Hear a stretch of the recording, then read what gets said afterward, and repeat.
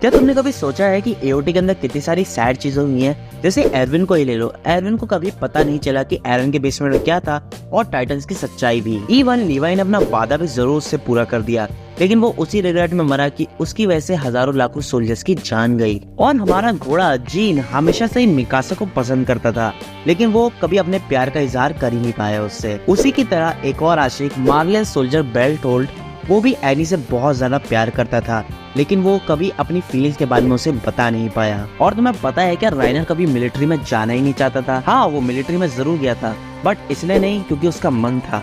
वो मिलिट्री में गया था अपनी माँ की वजह से। उसने अपना बलिदान दिया जिससे उसकी माँ एक इज्जत की जिंदगी जी पाए। क्या तुमने कभी सोचा है कि लीवाई की हाइट इतनी छोटी क्यों है? नहीं, इसलिए नहीं क्योंकि उसे बाप के जीन्स खराब थे, बट इसलिए क्योंकि वो बचपन से स्लम्स और गरीबी में रहा है और उसकी माँ भी हमेशा बीमार रहती थी और उसे कभी भी बचपन में अच्छा पालन और पोषण नहीं मिला और इसी वजह से उसकी हाइट इतनी छोटी रह गई। और अगर लीवाई की बात कर ही रहे हैं तो वो एक लौता कैरेक्टर में से एक है जिसने एनी को अभी तक माफ नहीं किया है, और रीजन हम सब लोग जानते हैं। और हमारा जो मेन कैरेक्टर है एरन येगर, वो हमेशा से आजादी के लिए भागा है, बट सीरीज के एंड होते होते वो खुद ही किसी और का स्लेव बन गया और उसने उसे आजाद करा, ना कि खुद को। वैसे आई एम श्योर तुमने एक चीज जरूर नोटिस करी होगी कि कोलोसल टाइटन के अंदर जो आर्मिन का है उसके कान नहीं है। यहीं पे अगर कंपेयर करें बेल्टोल्ड से तो उसके कान थे, पर ऐसा क्यों? कुछ लोग मानते हैं कि आर्मिन के कोलोसल टाइटन के कान इसलिए नहीं है क्योंकि वो उनकी चीखें नहीं सुनना चाहता जिन मासूम लोगों को उसने मारा है। और जब रम्बलिंग चल रही थी एरन की आंखें हमेशा से बंद थी,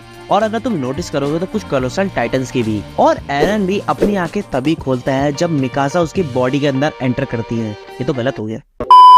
और इसमें सैड बात यह है कि वो अपनी आंखें इसलिए खोलता है क्योंकि वो मिकासा को आखिर बार देखना चाहता था। और तुमने कभी एक चीज नोटिस करी, एरन ने जब भी मिकासा को अपने से दूर रखने की कोशिश की है, मिकासा उसके और करीब आने की कोशिश करती है, पर ऐसा क्यों? और एरन के इतना बुरा भला बोलने के बाद भी मिकासा हमेशा उसके साथ खड़ी रही क्योंकि उसने उसकी माँ के साथ वादा किया था कि वो एरन का हमेशा ख्याल रखेगी। और अगर मुझसे कोई पूछेगा कि एओटी में सबसे ज्यादा सफर किस कैरेक्टर ने किया है तो मैं बोलूंगा वो है ग्रिशा येगर। उस बंदे ने क्या कुछ नहीं सहा। बचपन में उसने अपनी बहन को खो दिया, बड़े होके अपने दोस्तों और बीवी को, उसके अपने ही बेटे ने उसे धोखा दे दिया और पकड़वा दिया था, और उसके दूसरे बेटे ने उसके हाथों से मासूम लोगों को मरवाया, और मरते वक्त भी उसे ये नहीं पता चला कि उसकी दूसरी वाइफ जिंदा है या नहीं। और इस चीज का सबसे ज्यादा रिग्रेट था ग्रिशा को। और अगर रिग्रेट की बात कर रहे हैं तो आर्मिन को भी बहुत ज्यादा रिग्रेट था बेल्टोल्ड को खाने का। और इस सीरीज के आखिरी एपिसोड में वो उससे माफी भी मांगता है। और एओटी के एपिसोड 1 के अंदर जो सबसे ज्यादा मेजर डेथ थी